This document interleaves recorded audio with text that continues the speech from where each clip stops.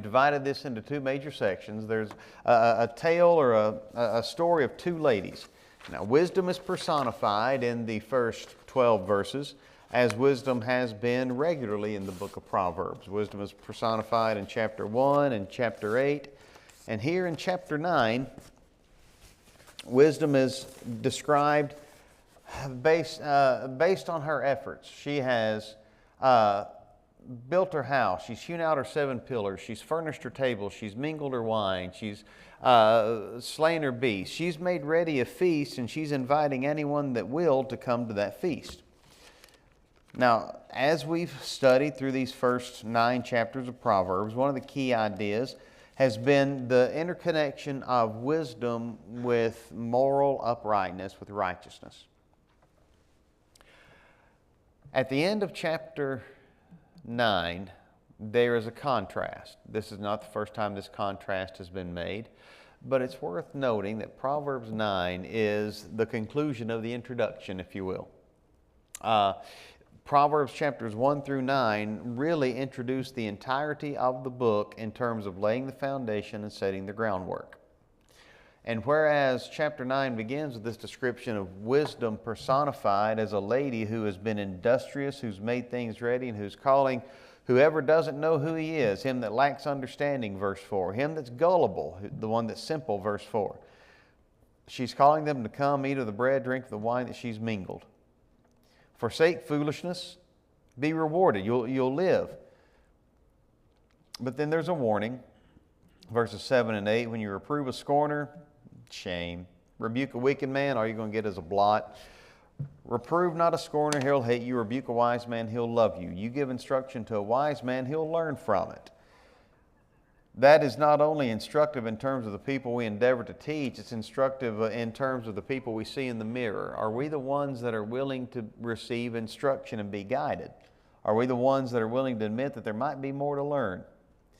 Of course, verse 10 is at the heart of the principles of the book of Proverbs. The fear of the Lord is the beginning of wisdom. The knowledge of the Holy One, literally the knowledge of God, the Holy One, is understanding.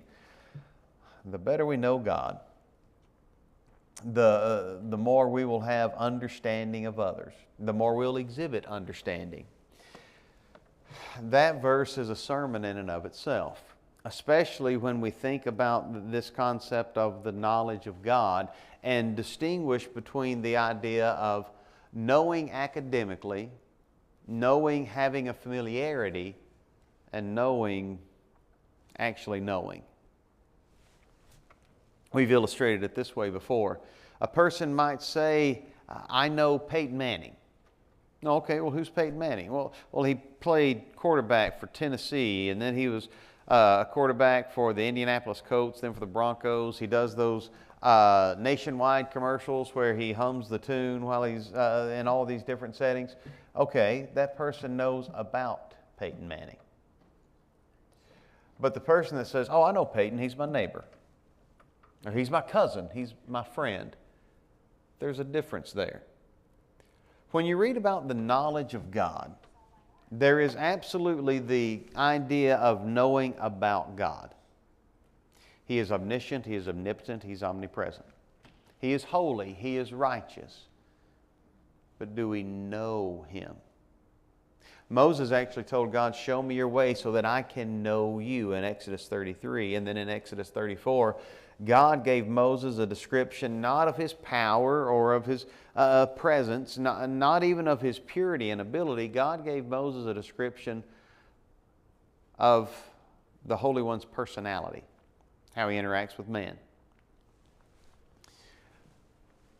The fear of the Lord is the beginning of wisdom. Who's the God you fear? Who is the Lord, Jehovah, you reverence? The knowledge of the Holy One is understanding. Who's the God you know? Is it the God that described Himself to Moses in Exodus 34 as merciful, gracious, long-suffering, abundant goodness and truth? The one who keeps mercy for thousands and forgives iniquity and transgression and sins? The one who will by no means clear the guilty, visiting the iniquity of the fathers upon the children unto the third and fourth generation. Who's the God you know? Is it the God of the Bible?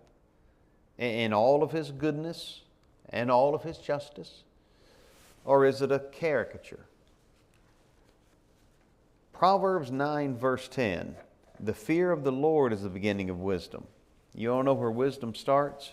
Have a reverence for God. And when you have a reverence for God, a respect for God, and yes, a proper fear, terror of God, you're going to come to want to learn more about Him. Not just to know what He is, but to know who He is. Not just to know that He is, or to be able to do well on a God trivia test, but to know Him. To have a relationship with Him. Now, let's put it this way. The fear of the Lord is the beginning of wisdom, and a true, proper, informed relationship with God is understanding. You want to have a right view of the world? Have a right view of God. You want to have a right view of your fellow man? Have a right view of God. This is part of the meal that wisdom serves. Wisdom says in verse 11, by me thy days shall be multiplied, the years of thy life shall be increased. If you be wise, you'll be the beneficiary. But if you scorn, if thou scornest, if you're the mocker, if you're the one that every time you hear words of wisdom, you turn them into a punchline, every time you hear something with which you don't agree, it becomes the running joke. If thou mockest, thou alone shalt bear it. Just as those who choose to follow after wisdom become the beneficiaries, so also those who follow after the mockery are going to pay the price. Let's pause right here before we advance. Wisdom teaches the inevitability of punishment. If thou scornest, thou alone shalt bear it. Some people will describe it as what goes around comes around. And yes, there's a sense of that in this physical world. But wisdom teaches the inevitability of punishment. For an example, are there certain behaviors in this life that are almost guaranteed to be punished or bring upon itself negative consequences in this life? Look at Proverbs 19:19, just as an example. Now we could look at some of the behaviors described, such as in Proverbs 5, and the one who would go after the strange women, and the way that he would say, how have I hated instruction, my heart despised reproof. I'm in all evil in the midst of the congregation and assembly. Yes, he would face recompense and the repercussions of his actions. But there's not only the moral misbehavior that brings repercussions, there's also a personality profile that's going to bring negative repercussions. By the way, this personality profile will often lead to moral compromise. But Proverbs 19:19, a man of great wrath shall suffer punishment. A man of great wrath. What's that? Who would you call a man of great wrath? Don't name names. But what was that? Someone with a short fuse. What are some other terms? Short fuse, bad temper, hothead. A man of great wrath shall suffer punishment. Be careful. Suppose you're one of the people at the temple in John chapter 2, and you see this unfamiliar face with a whip in his hand driving out the money changers. You going to accuse him of being a hothead? Who was it that did that? Do you think he had a smile on his face and was talking nicely whenever he said, "Get out of here"? A man of great wrath shall suffer punishment. We need to be able to discern between righteous indignation that is properly being executed and great wrath. And we don't do that well at all. We don't. We automatically assume that if someone else is mad, that person is in the wrong. If someone else is angry, then that person has overreacted. No, there are times when anger is the right reaction. Too often there are people that do indeed overreact, and they fit the bill of the man of great wrath. They're the ones that get angry at the drop of a hat. Our point is this. Do we know the difference between a man of great wrath and righteous indignation? Can we recognize the difference in our own lives? Can we recognize the difference in the way other people are behaving? And can we recognize the fact that sometimes we're not sure if it's righteous indignation or not until we find out more details? And it would be better not to assume the worst in the absence of clarifying information. However, Proverbs 19:19. Are there hotheads in life?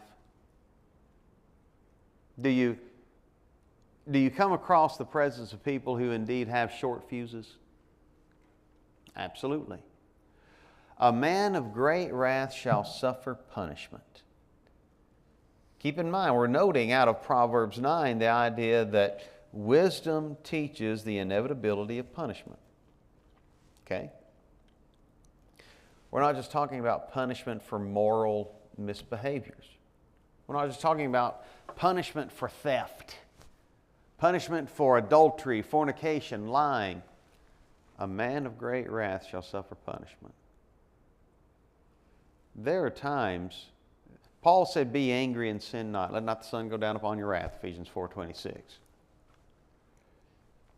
There are some folks that aren't necessarily going to sin when they're angry, yet they let their temper get the better of them to the point that their reputation for a bad temper will cause a permanent impact in their influence, in their opportunities. A man of great wrath shall suffer punishment. Now let's close out this verse before we return back to Proverbs 9. If thou deliver him, yet thou must do it again. The real kicker about this man of great wrath that's being described, who is facing the inevitability of punishment, is that he didn't learn the last time. In fact, when you delivered him from punishment, when you softened the blow, when you lessened the impact, when you saved him from rock bottom, when you intervened, interceded, and mediated, you didn't do him any favors. And if thou deliver him, yet thou must do it again. Wisdom teaches the inevitability of punishment. Now, Job would arrive at the conclusion that not all punishment, not all righteousness is meted or rewarded in this life. But wisdom does indeed teach the inevitability of punishment.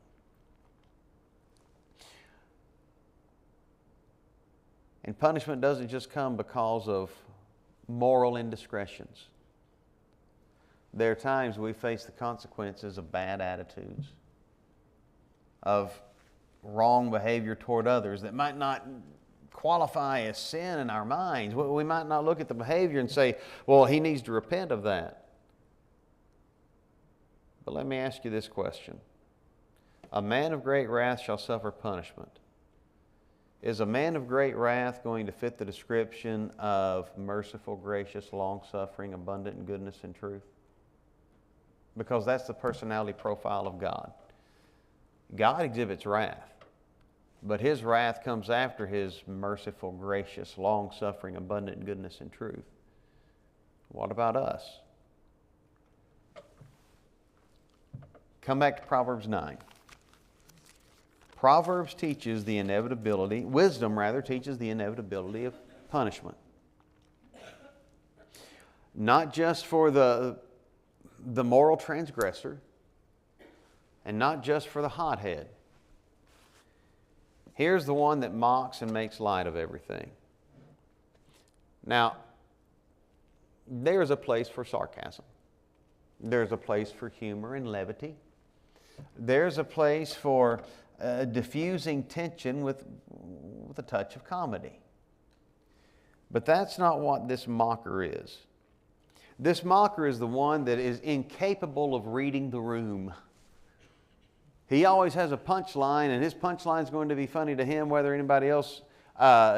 it's suitable or appropriate in the eyes of anyone else or not. He is likely to ridicule that which is righteous.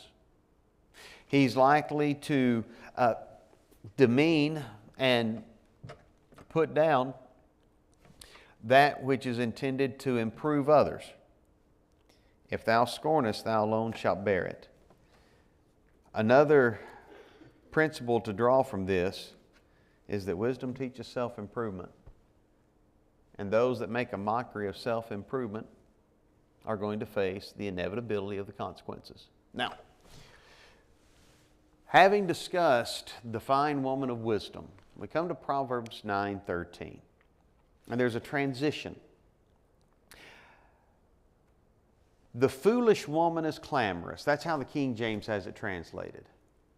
It might be better translated, the woman folly, with folly having a capital F, as though it's a proper noun of foolishness personified.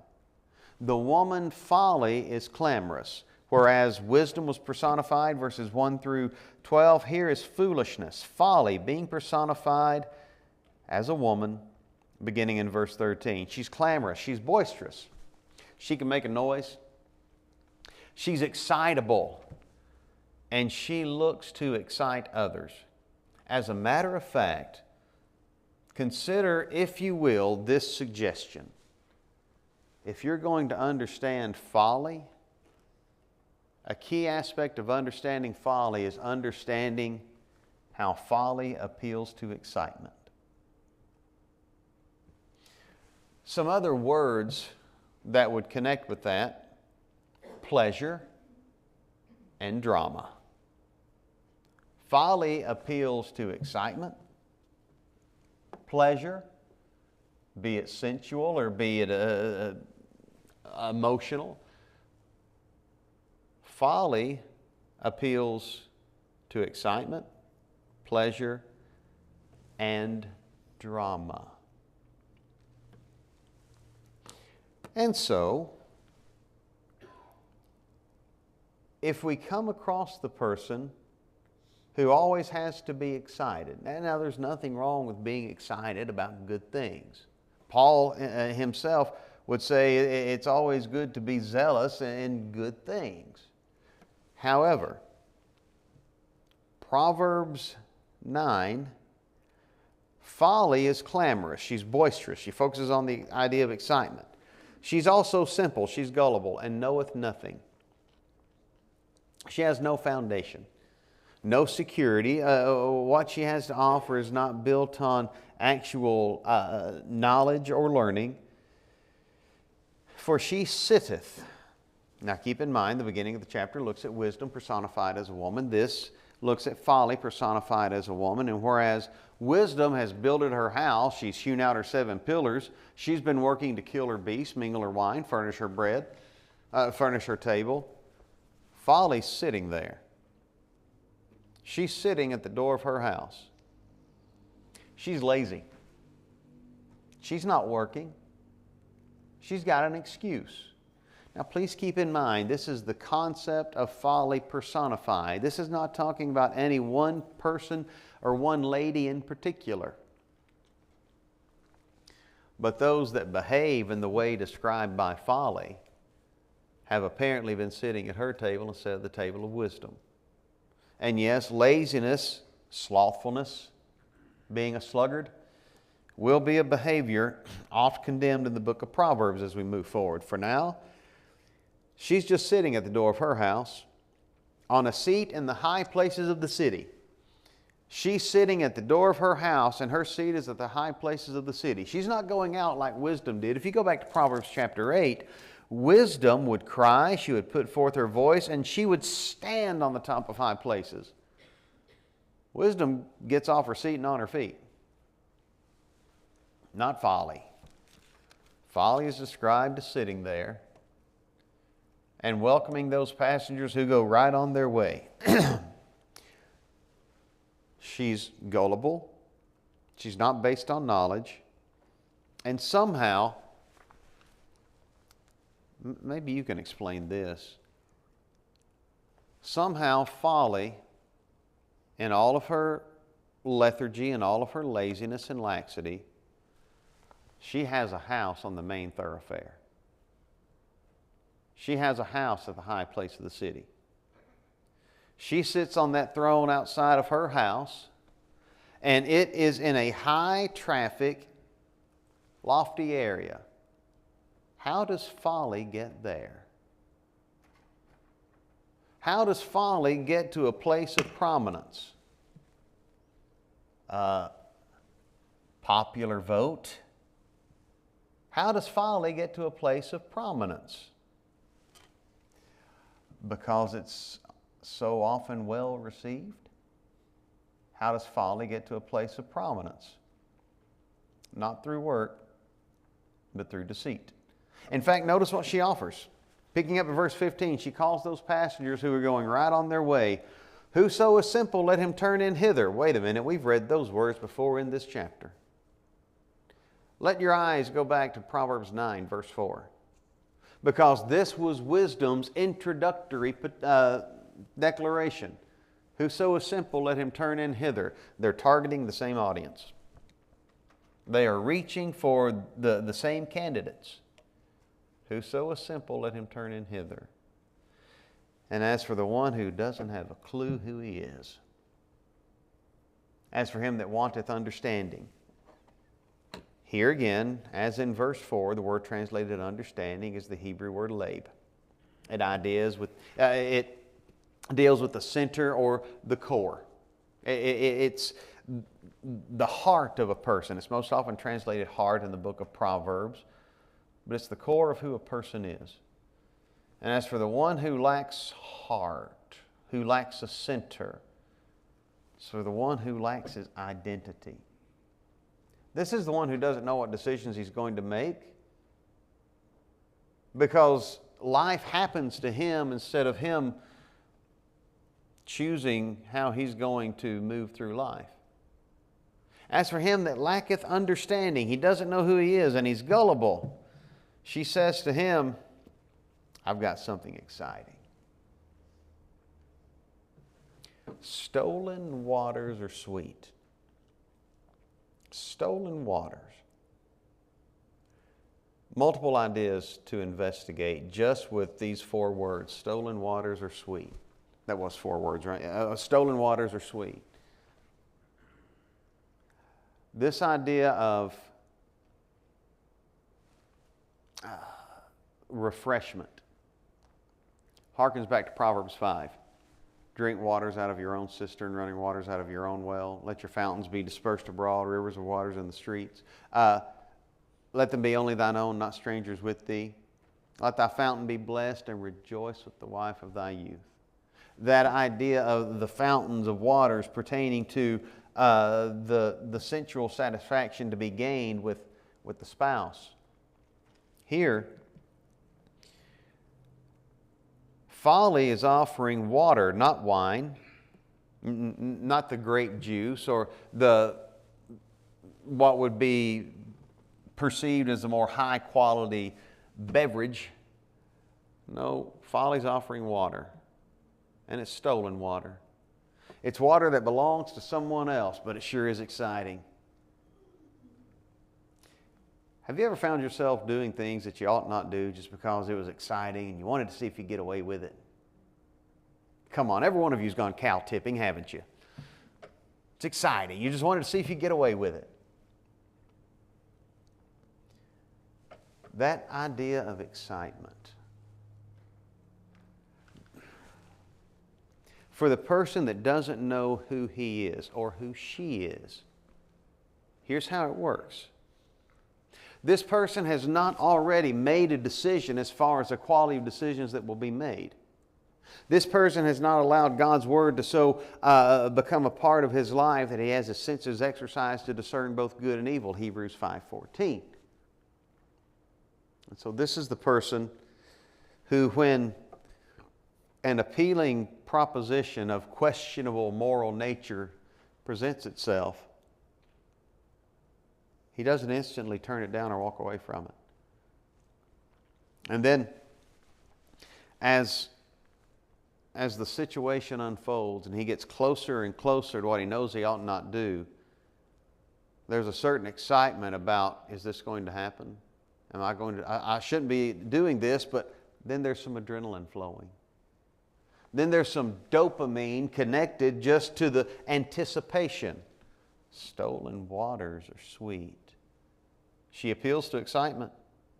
She's clamorous, boisterous. She appeals to the excitement of, am I going to get away with this? She appeals to the excitement of, am I really going to do this? Stolen waters are sweet, and bread eaten in secret is pleasant. Bread eaten in secret is pleasant. Satisfaction obtained with no one else knowing about it. Can I keep it hidden?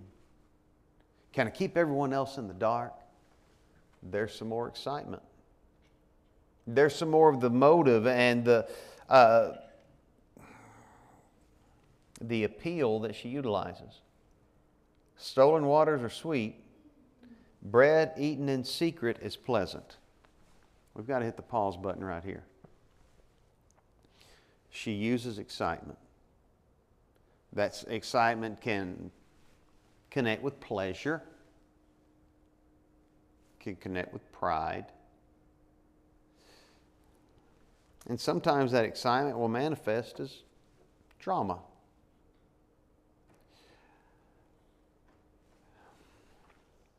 If these words describe anyone today, then there needs to be some deep introspection that takes place. Of questionable energy in industry, or just sitting instead of actually being productive with the hours of the day, because folly just sits by the door of her house. But she's got something to offer. What she offers is excitement. What she offers is the kind of excitement that gets excited about doing those things that ought not be done. So, not only is it the case that we need to ask ourselves, have we adopted the folly of laziness? But have we adopted the folly of following that which excites when we know it ought not? Have we adopted the folly of following after that which there's the thrill and I really shouldn't be doing this? Wasn't it George Strait that had that song, we really shouldn't be doing this? George, come on, you got so much better music. Why put things out like that? But how many people have gotten a thrill out of knowing that they were doing what they ought not do? So, stolen waters are sweet. Bread eaten in secret is pleasant.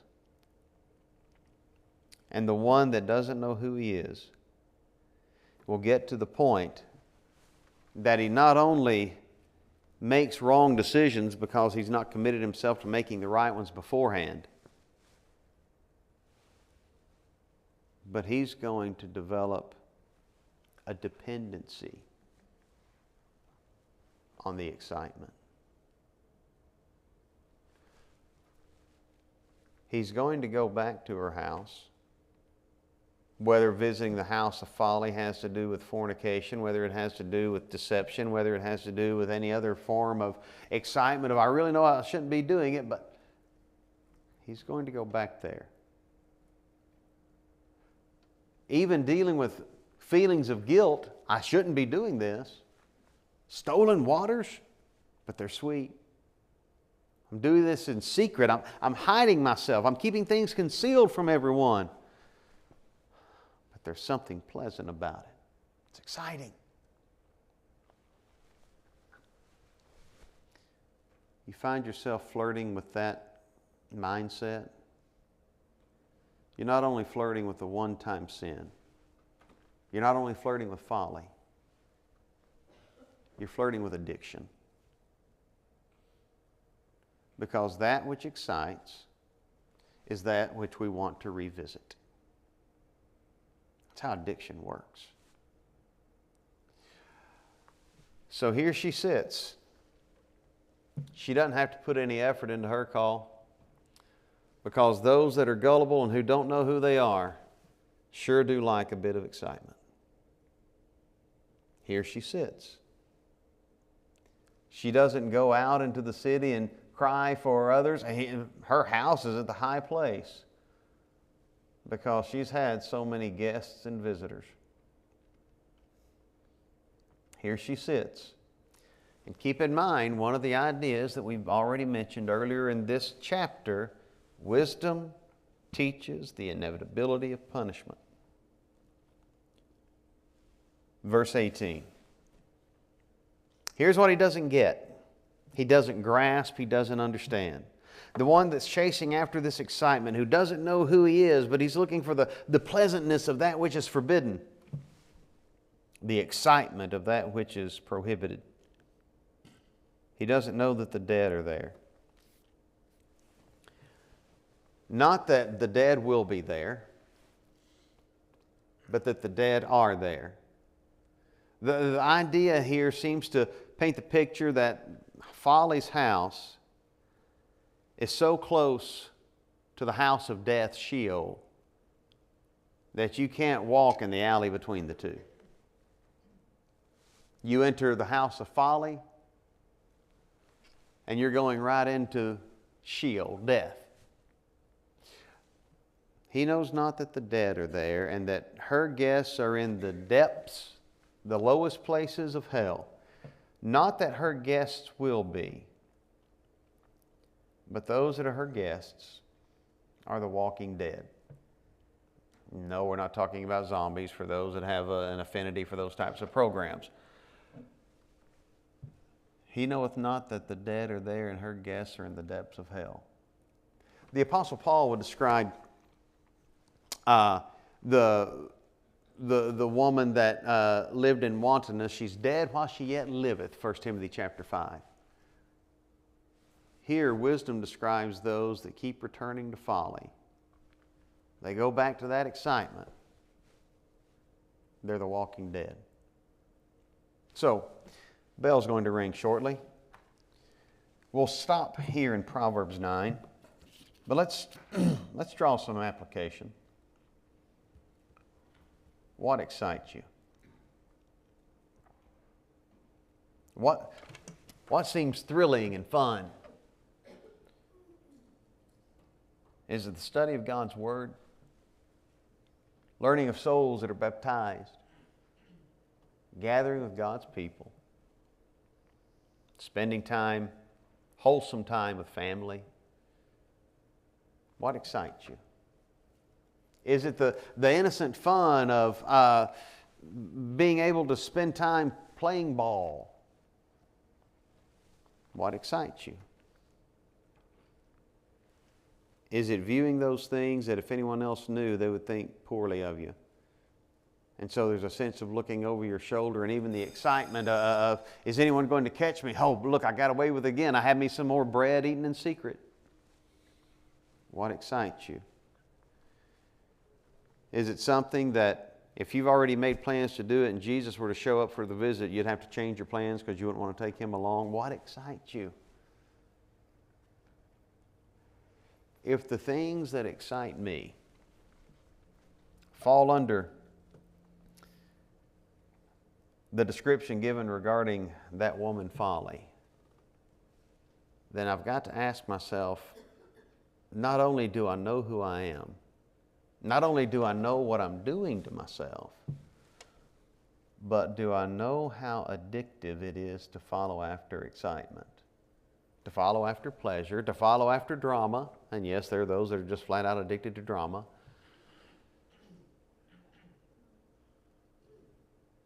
And once I become addicted to something like that, then the question that I have to ask is, can I really claim that God sits on the throne of my heart when I've been too busy visiting the throne of folly outside her door? We'll call that a night. Thank you for your time. We'll pick up at Proverbs 10 next week.